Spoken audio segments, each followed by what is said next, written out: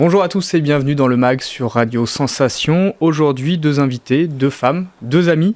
L'une est rédactrice en chef, l'autre prof de mathématiques. Ensemble, elles ont un but commun, participer au Trophée Rose des Sables, un rallye entre Biarritz et le Maroc en octobre 2020. Bonjour à vous deux. Bonjour.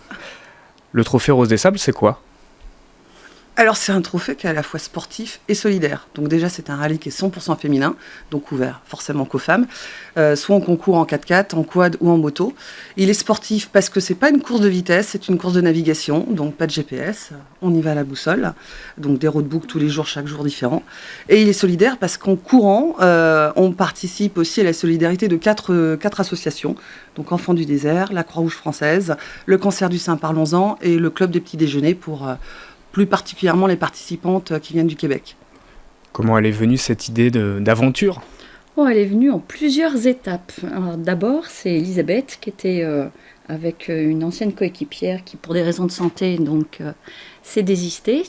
Et nous, ça nous avait traversé l'idée déjà depuis pas mal d'années parce que j'ai mon beau-fils qui a fait le 4L Trophy. Et déjà à l'époque, ça fait quelques années. Qui est aussi un rallye au Maroc. Et pareil, avec le même organisateur qui est Desert Tour. On s'était dit toutes les deux déjà à l'époque, et c'était en 2012, j'ai regardé, ça nous tenterait bien. Si on pouvait faire ça, ça nous tenterait bien. Alors pour resituer le contexte, moi je roulais en 4L à l'époque. Oui, c'est vrai. Et Hélène est une copine de tarot, puisqu'on joue au tarot de temps en temps. Enfin, on essaye de jouer au tarot. C'est ça. On va essayer. Et c'est vrai que c'était une idée qu'on avait lancée comme ça un jour, ce serait super sympa. Et puis bizarrement, on est devenu un peu trop vieille pour le 4L Trophy. Je sais pas pourquoi, mais on n'a plus voulu de nous. C'est ça. Donc là c'était l'occasion rêvée en fait de le faire. Ouais. Donc, dès que Babette m'a dit, ma coéquipière m'a lâché pour des raisons de santé, ça te dit ? J'ai fait, mais bien sûr.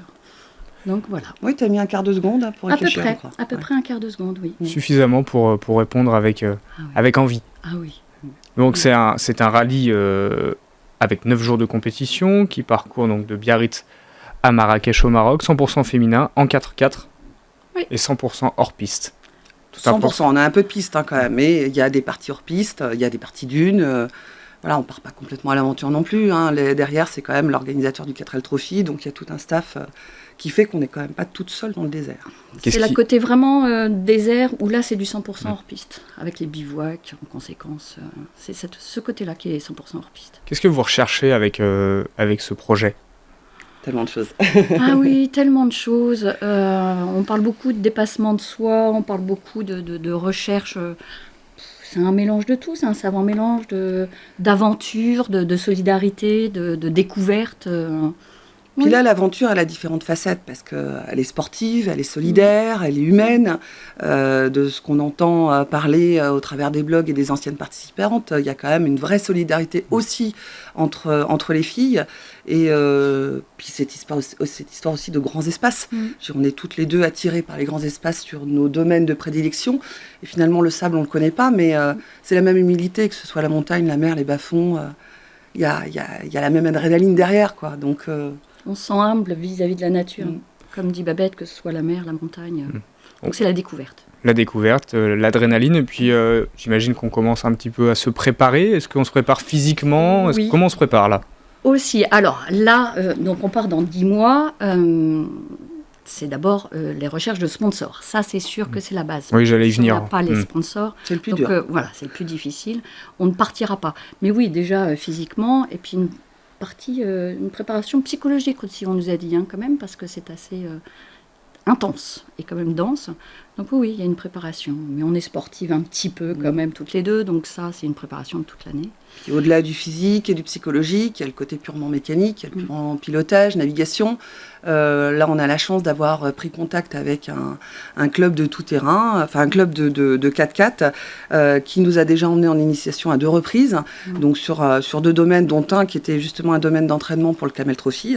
Et donc, ils nous ont promis de nous réinviter cette fois-ci. On sera aux manettes de leur véhicule. De leur véhicule personnel. Merci beaucoup, les gars, merci beaucoup. Voilà, ils ont été extraordinaires. Et au-delà de ça, ils nous ont dit, bien évidemment, on vous donnera des cours de mécanique.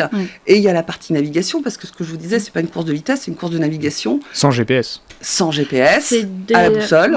qui n'ont pas de relèvement, en fait, vraiment à l'ancienne. Donc il y a un roadbook qui nous est donné tous les jours. C'est quasiment tous les 200 mètres qu'il faut sortir de la voiture pour pouvoir vérifier un petit peu tout ça. Et donc là, on a décidé de toute façon de faire un stage. Alors pas tout de suite, mais on le fera avant de partir, bien évidemment. Les premières sensations en 4x4, même si on n'était pas pilote.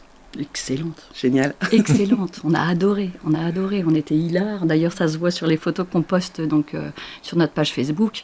On a adoré. Mais on est passionnés toutes les deux. Donc, voilà, justement, vous l'évoquez, passionnés, vous avez envie, vous avez une famille, des enfants. Comment ils ont réagi quand vous leur avez apporté ce projet et cette envie? Ils nous connaissent. Hein. Voilà, ils nous connaissent, donc tout le monde nous dit vous êtes un petit peu folle, mais ça ne nous étonne pas de vous. Hein. Je pense que c'est ce qui revient à chaque fois.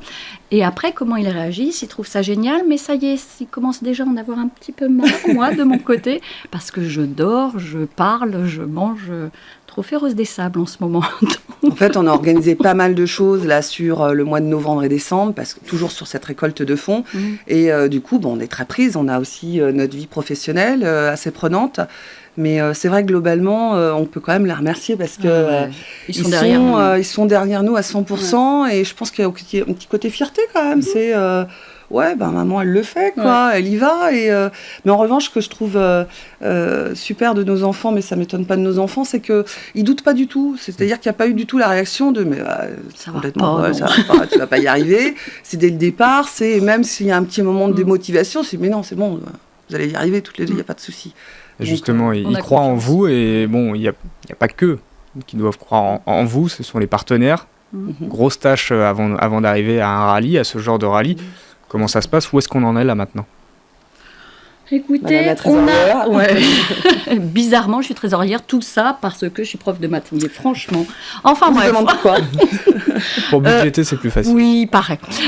On a une bonne dynamique toutes les deux. On est énergiques de toute façon, donc on a une bonne dynamique. On en est à une bonne moitié de notre budget. Donc on est vraiment sur un bon élan.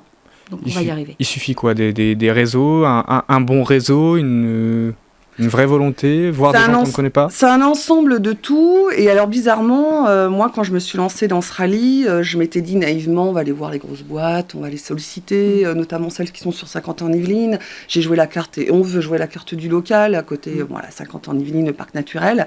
Non, c'est pas forcément ces sociétés-là qui donnent, parce qu'elles donnent déjà à leurs propres salariés qui font ce type de challenge.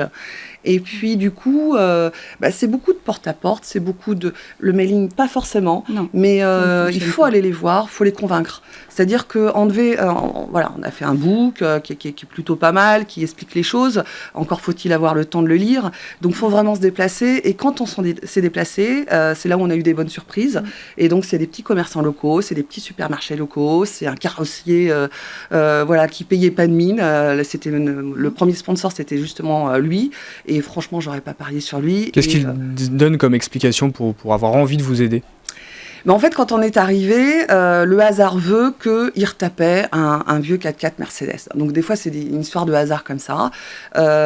Et du coup, je me suis intéressée à sa voiture. J'y connaissais pas grand-chose, pas plus aujourd'hui. Oui, c'est ça. Et en 2 minutes, on a commencé à discuter. Et il faut pas grand-chose. Et en 3 minutes, il m'a dit, je vous donne. Alors qu'à côté de ça, on aura armé sur 10 000 mails qu'on aura envoyés à côté, qui n'ont rien donné, aucune réponse. Donc je pense que nos sponsors, ils ont besoin, déjà ils sont beaucoup sollicités, donc ils ont besoin d'avoir confiance. Et quand vous parliez de il faut quoi, les réseaux sociaux, alors on n'est pas des pros des réseaux sociaux à la base, on s'y est mise. Pourquoi? Parce que c'est une façon de crédibiliser et une façon de montrer, on n'attend pas que l'argent il tombe tout frais, tout cuit, on fait les choses à côté. Ça c'est sûr, c'est de l'énergie et c'est beaucoup les commerces de proximité. Et très, très rapidement, si on a envie de vous aider, si un sponsor nous écoute, par quel biais il vous contacte? Alors, soit on vous donne notre page Facebook, on a aussi des numéros de téléphone. La page Facebook, comment elle s'appelle? Alors, la page Facebook, @cap-ou-pas-cap 2020, tout accroché. Et sinon, tout simplement, on peut aussi donner notre mail peut-être, cap-ou-pas-cap2020 @gmail.com. Bon, je pense que le message est passé. Merci Elisabeth, merci Hélène. On vous souhaite bonne chance dans votre recherche de sponsors et on vous souhaite surtout de vivre cette aventure. Vous pouvez retrouver cette émission en podcast audio et vidéo sur notre application Radio Sensation.